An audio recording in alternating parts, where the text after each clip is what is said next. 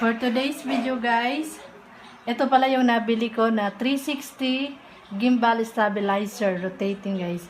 Ito siya kung paano siya, titignan natin kung paano siya papaganahin.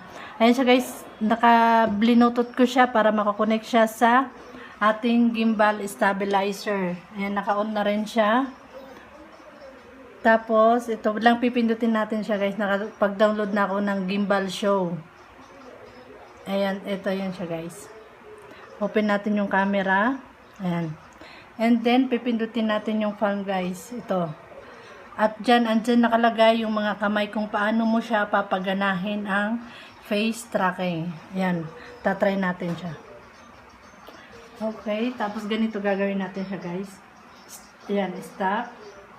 And then, okay.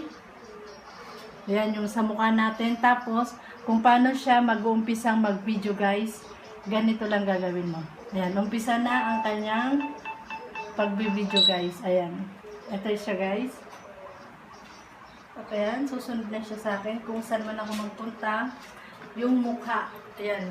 Yung mukha niya talaga ang susundan sa'yo.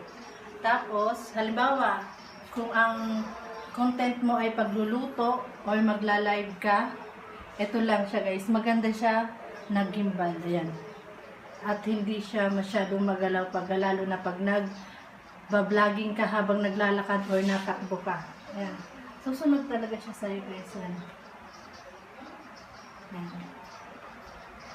Okay.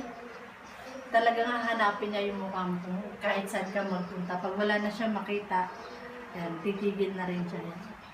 Kaya mas maganda to sa mga nagko-cooking, nagla-live, at yung kung ano mga yung nagalaw kayo, susundan talaga niya kayo yan. Yan, ito yun siya guys. Okay, thank you for watching. Yan siya guys. Tapos pag mag-i-stop naman siya guys, ganun ulit. Ayan. Ano mo yung kamay mo. Ayan. Ayan. I-stop siya. Tapos kung gusto mo ulit siya na mag-umpisa ulit, ayan, rock and roll. Yan, ganda na lang siya. Tapos umpisa na siya ulit mag-video. Yan, stop na siya. Thank you for watching.